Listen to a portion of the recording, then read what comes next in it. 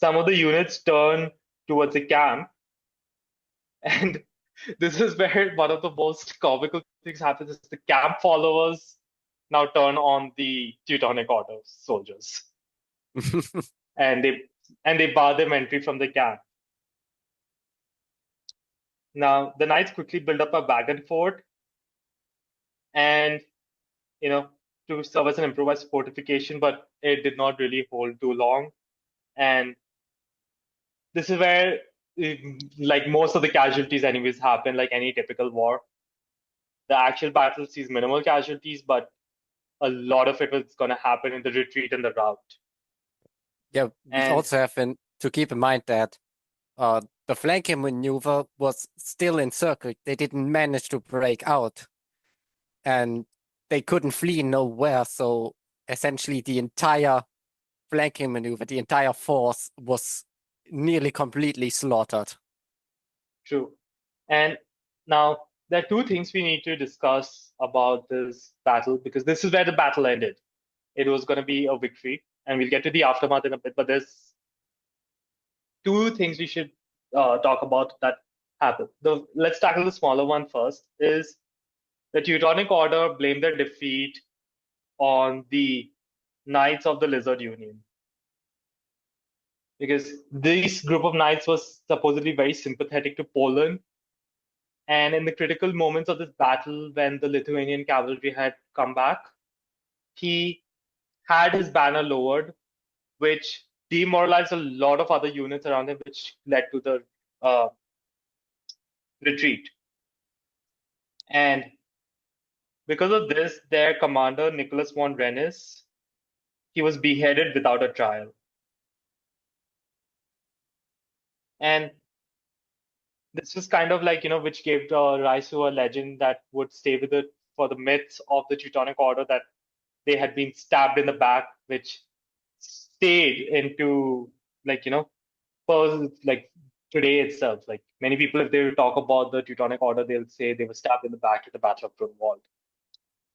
Now, the main point of discussion is Lithuanians. Was it a retreat?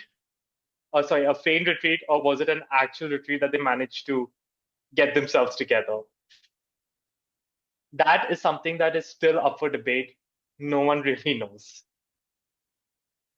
Now, my thing is, after the Battle of the Vorskla River in 1399, where Vytautas was on the receiving end of a well-executed feigned retreat, he probably did have some inspiration to utilize that tactic. He was quite shrewd in his military dealings and would learn from his enemies. So I do believe he would have considered it.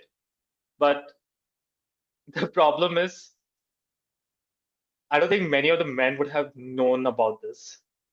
So he might have, after the combat, with some actual combat, which we know the lasted for at least an hour, he would have ordered a retreat, and it would have, if it was feigned, I'm pretty sure some units were organized and moved back in a systematic manner, but a lot of the men probably would not have known, and they panicked and fled.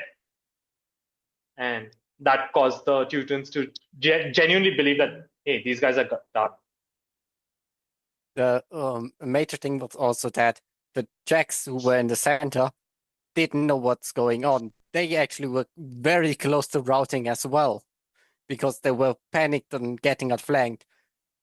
They only barely managed to keep it together and just sort of stabilize this flank, and as you said, form this crescent to protect the king. I think that's when also Jagiełło did commit some more of the reserves to reinforce this part of the line, because that helped bolster the strength.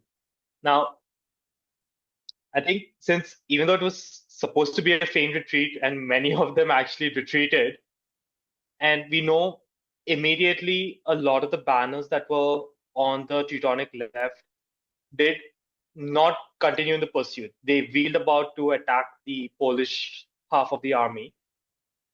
It would have meant that the pursuing force is not going to be massive, which would have no doubt allowed Vytautas to quickly rally back his men and reform the line, which is when they would charge back. And right into the rear of Conrad's lines Ulrich's lines, as he tried his outflanking maneuver to get the King of Poland. So the reality is it's probably a mix of a real retreat with a feigned retreat. Yeah, it just turned into it somehow. True. And this is like where the Mongols and the Tatars were very effective of this is they were able to make it look like a real retreat.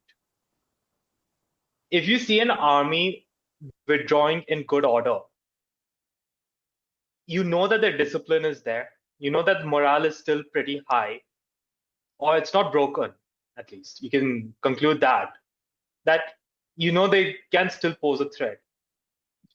But if you see them move back in a panic, that's where you know you've completely broken them. The formation is not going to be effective. It's going to be easy. The Mongols and the Tatars were known to drop a lot of loot, baggage, and such, kind of giving the impression to all the pursuers that these guys have lost the will because they're pillagers, they're raiding our lands, and now they're dropping all of this. That means these guys have given up. Now here, some of them would have just been doing a feigned and organized withdrawal as part of Vytautas' plan, but the rest were not aware, so they definitely would have retreated in a way that would have no doubt convinced the Teutonic forces of the left flank that, these guys are gone. Now, the aftermath of the battle, we are talking about the casualties. It, as typical of most battles, is we don't know what was the real casualty count. And some historians have said that, he said there were 8,000 dead on both sides. However, the wording that was sent to the papal emissaries for that is it's not really clearly implying whether it's 8,000 dead per belligerent or 8,000 in total. However, a papal bull from 1412 mentioned there were 18,000 dead Christians. Now, again, kind of murky, since both Poland and Lithuania were converting to Christianity. Both of the leaders of Poland and Lithuania have been baptized. The Pope has also blessed them in the past, so it's kind of a gray area. Now,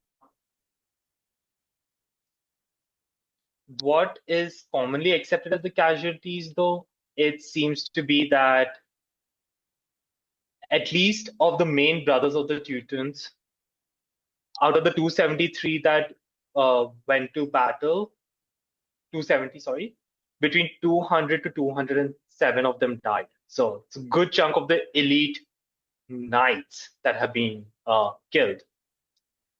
We also have to keep in mind that this whole flanking maneuver was a lot of the elites, as of course Ulrich had his guard as the leader, and I think the flanking maneuver was most likely already planned, or like he planned for this kind of maneuver to keep his most elite forces behind, which would be his knights, of course. And I think the flanking maneuver was not planned, but definitely would have kept that entire reserve of the elites with him to be deployed in the most opportune moment, whatever would take place, which is what he did try to do. And according to Teutonic Knight payroll records, around just over 1,400 men reported back to Marienburg, the capital, to collect their pay. Now, this does include, who all were, like, some of the soldiers would have no doubt just deserted and gone back to their homes without ever going to Marienburg as well. So it's not really known. Now, some Polish historians have said only 12 Polish knights had been killed. Now, and another Teutonic dispatch says only half of the Lithuanian forces returned. But it's probably fair to say that probably the Teutons overall casualties, as we know that the Polish-Lithuanians did capture like good 7,000-8,000 of the soldiers. It would be closer to the 20,000 mark because it was a catastrophic defeat that the order never recovered from. If you include the killed, wounded, captured, missing.